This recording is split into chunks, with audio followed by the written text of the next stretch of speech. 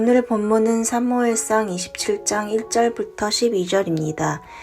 다윗이 그 마음에 생각하기를 내가 후일에는 사울의 손에 붙잡히리니 블레셋 사람들의 땅으로 피하여 들어가는 것이 좋으리로다. 사울이 이스라엘 온 영토 내에서 다시 나를 찾다가 단념하리니 내가 그의 손에서 벗어나리라 하고 다윗이 일어나 함께 있는 사람 600명과 더불어 가드왕 마옥의 아들 아기스에게로 건너가니라. 다윗과 그의 사람들이 저마다 가족을 거느리고 가드에서 아기스와 동거하였는데 다윗이 그의 두 아내 이스라엘 여자 아히노암과 나발의 아내였던 갈멜 여자 아비가일과 함께 하였더니 다윗이 가드에 도망한 것을 어떤 사람이 사울에게 전하매 사울이 다시는 그를 수색하지 아니하니라. 다윗이 아기스에게 이르되 바라건대 내가 당신께 은혜를 입었다면 지방 성읍 가운데 한 곳을 내게 주어 내가 살게 하소서.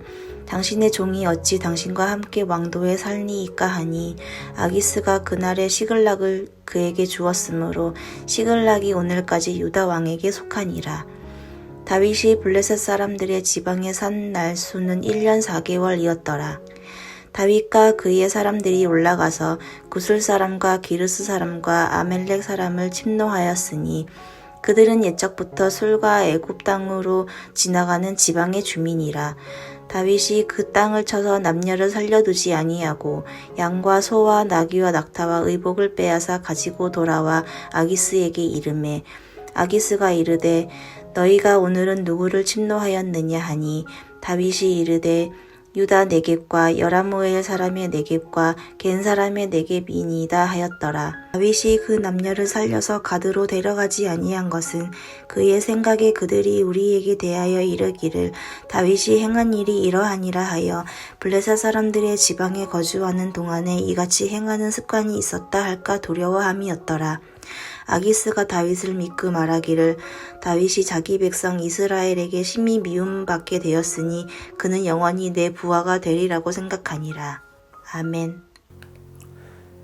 지금까지 다윗은 여호와의 은혜로 계속 도피 생활을 지속할 수 있었습니다. 또한 그는 사무엘상 26장 10절에서 이렇게 말합니다. 여호와께서 그를 치시리니 혹은 죽을 날이 이르거나 또는 전장에 나가 망하리라. 다윗은 하나님께서 패역한 사울을 벌하실 것에 대한 확신도 있었습니다. 동시에 그에게는 두려움도 있었습니다. 지금은 잘도 사울을 피해 다녔지만 이런 일이 계속된다면 언젠가는 사울에게 붙잡히지 않겠는가 하는 두려움입니다. 결국 그는 두 번째로 21장에 이어 두 번째로 가드왕 아기스에게 피신하게 됩니다.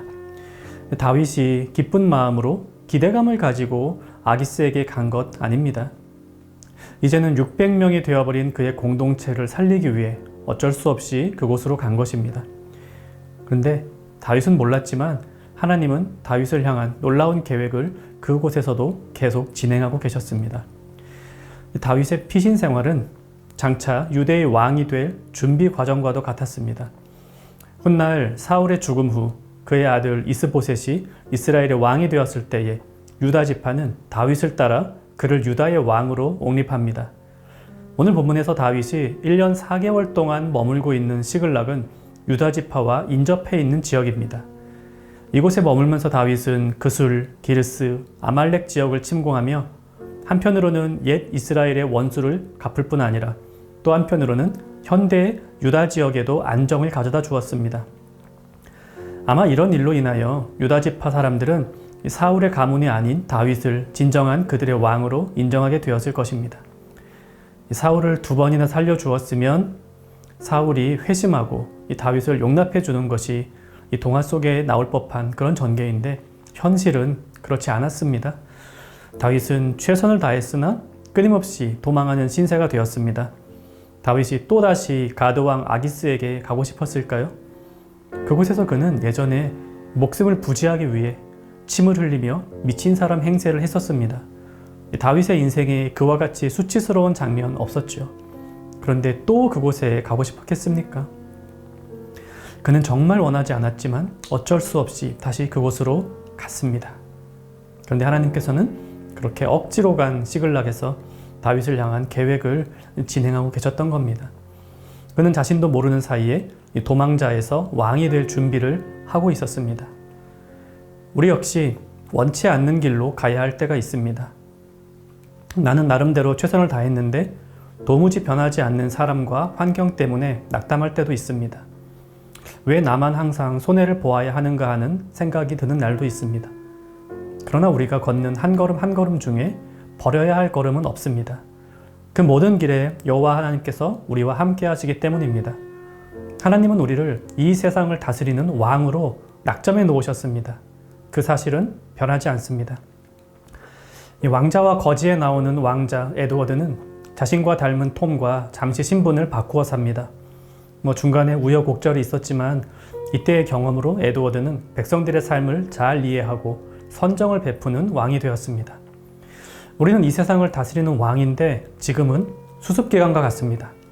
세상을 이해하고 그들과 하나님을 연결하는 작업을 하며 살아갑니다. 우리의 어느 발걸음 하나 헛되게 인도하시는 법이 없습니다. 왕의 발걸음은 존귀합니다. 다윗이 아기스에게로 가서 시글락에서 진정한 왕으로서의 준비를 갖추었듯이 비록 원하지 않는 경험과 환경에 놓이더라도 하나님은 우리를 선하게 인도하고 계심을 믿고 그분의 사랑과 자비 안에 최선을 다하는 하루를 오늘도 살아가기 원합니다. 함께 시간 기도합시다. 내가 원치 않는 길이라도 하나님께서 함께 계심을 믿으며 그곳에서 최선을 다하는 삶을 살게 하소서. 또 이 세상을 복음으로 다스리는 왕이라는 이 존재감을 잊지 않고 살게 하소서. 때로는 예루살렘, 때로는 시글락 같은 삶이지만 항상 다윗은 다윗이었습니다. 오늘 하루도 어디서 어떤 일을 만나든 항상 우리는 하나님 나라 백성으로 또 왕 같은 제사장으로 살아가게 될 것입니다. 이런 복된 삶을 살아가는 청년가족 되기를 바랍니다.